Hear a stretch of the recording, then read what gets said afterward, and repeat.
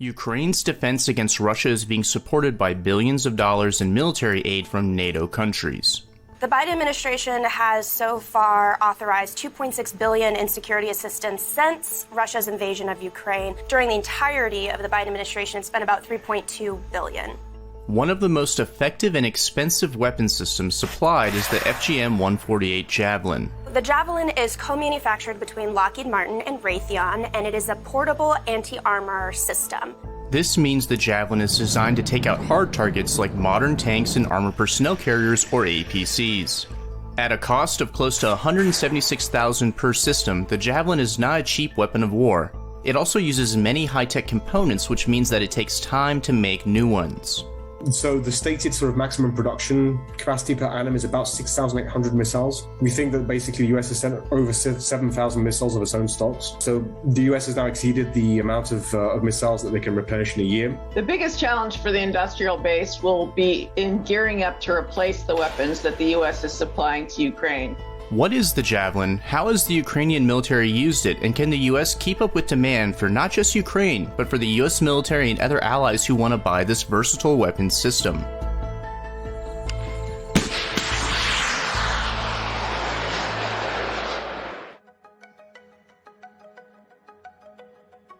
The US has been providing weapons and training to Ukraine for years, and once Russia invaded, the US and allies went all in to resupply the Ukrainian military. So to date, the U.S. has transferred more than 5,500 Javelins into the theater in Ukraine because it's proving to be a highly effective weapon system on the battlefield. The aid is now flowing, particularly anti-tank. I would put it in the category of sufficient now, arriving too late. Much of that, I think, should have been there last year as the buildup began. I visited Ukraine last year, and the Ukrainians, their Special Operations Command, their advisors, American Green Beret advisors, were practically begging for more. The cost-benefit analysis of a Javelin versus a tank. Javelins aren't cheap by as they go. You're looking at about 200 grand, right, for a missile and a CLU, but you're looking at several million for a tank. It's a cheaper weapon that destroys a much more expensive platform. Although Ukraine has managed to hold off Russian forces in key areas, the war is likely far from over.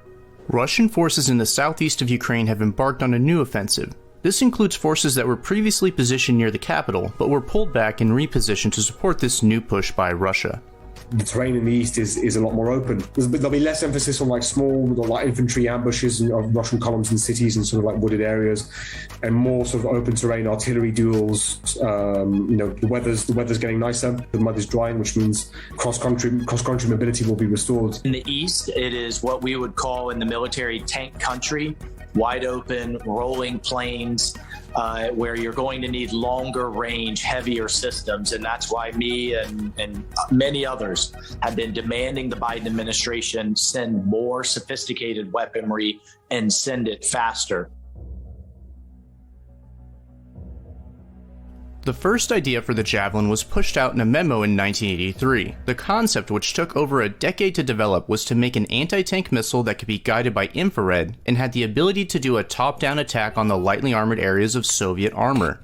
Once you get a lock through the what they call the clue, which is basically the operating system, once you get a lock onto the tank and then fire the missile, you can seek cover. The previous systems had a wire that unspooled behind the missile, and you had to stay locked on the tank the entire time that the missile was traveling. The sort of top attack, or lofted flight, as it's sometimes referred to, which is sort of like the curve flight, where the missile takes a steep launch trajectory, flies for sort of level for a while, and then sort of dives onto the target. The effectiveness of these weapons has also shown a light on the processes needed to create them. We don't know where and when the next kinetic war will be, and producing new weapons, surging production lines takes time. The U.S. has so far provided a pretty substantial number of Javelins, for example, to Ukraine. And this may be a time where we might want to think about how we invest in increasing the inventory of precision-guided weapons and other weapons and missiles. Taking Javelins from the existing U.S. inventory depletes American stockpiles of these high-tech weapons. For every Javelin that gets shipped out, it is one less that can be used for training or for war.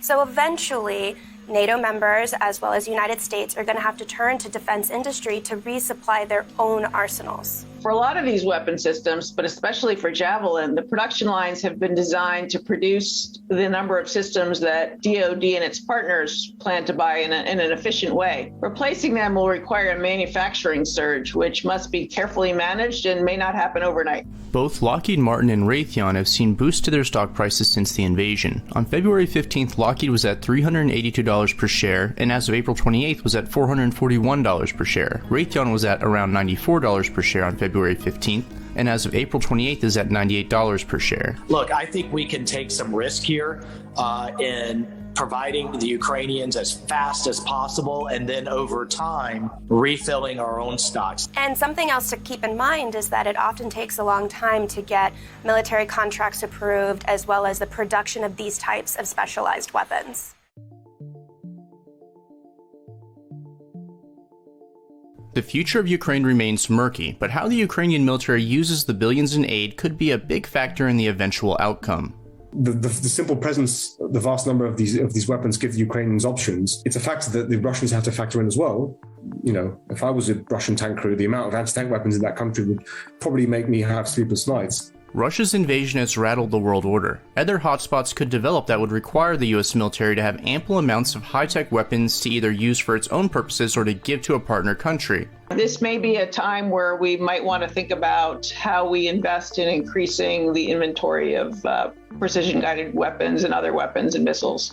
Every missile you buy may mean, less money for training, less money for research and development, for exciting new technologies. So there are a lot of budget trade-offs to consider. As for the Javelin's battlefield performance, it may be some time until hard data emerges about how effective it has been in Ukraine, but there could be ways the US government could help the Ukrainians employ them better today. We don't have folks on the ground, and I think that is a policy decision that we should reconsider, that we could do so covertly, and we could do so with small numbers of intelligence officers and special operators to actually get out there, advise, operate, even not necessarily in the very front line, but perhaps in the command and control and headquarters level, to get visibility on how effectively the Ukrainians are employing the systems, help them with the operational knowledge. I think we could help them be actually more effective if we had advisors alongside, but we'd have to do that in very small numbers, very selectively, and very quietly.